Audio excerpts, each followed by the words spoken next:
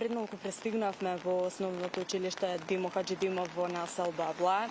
Овде кратко, колку што успеавме да разговараме со родителите на учениците, велат дека во текот на вчерашниот ден голем број ученици од повеќе оделенија се пожалиле дека има стомачни тегоби, односно повраќале и имале диареја.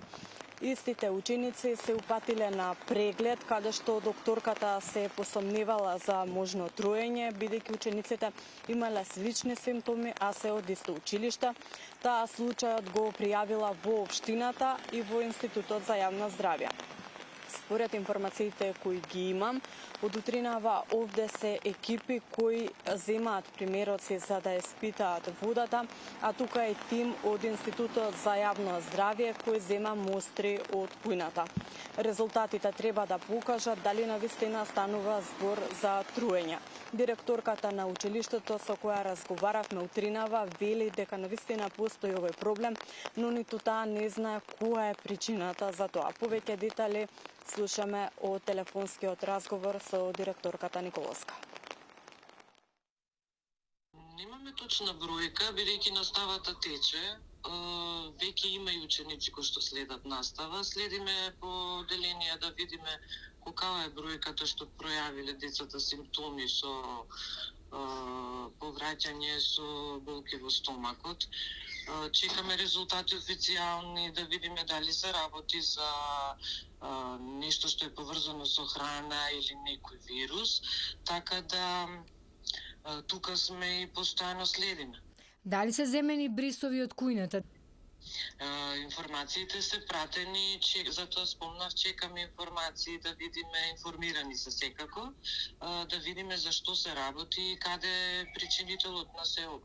Бидејќи ни имаме веќе во тековниот период и минатите недела поголема бројка на отсуство од деца, се појави некоја состојба на сипаници, имавме и стомачни вируси, меѓутоа ваквото нагло зголемување на бројот по 3-4 до 5 деца од оделение веќе следиме да видиме од што е ова појава. За која возраст на деца се работи? Мешана возраст, меѓутоа поголемиот број се кај помалите од 1 до 4 оделение. А колку време трае ова отсуство на ученици?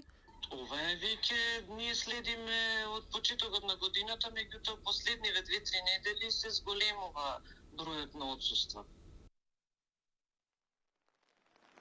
Според оние неофицијални информации кои ги имам, говорат дека најверојатно не се работи за труење со храна, бидејќи така покажале анализите на крв, а исто така и примероците кои се земени, односно кои се земени во кујната, ќе покажат дали е можно такво нешто, но според оние информации кои јас ги имам, говорат дека во кујната се хранат само оние кои се во помалите оделенија, а симптоми имаат и оние во поголемите оделенија, така да останува до попладне да видиме што ќе покажат анализите, односно крајните резултати, дали навистина станува збор за труење со храна или пак нешто друго. Резултатите ќе ги споделиме подоцна во нашите наредни информативни изданија.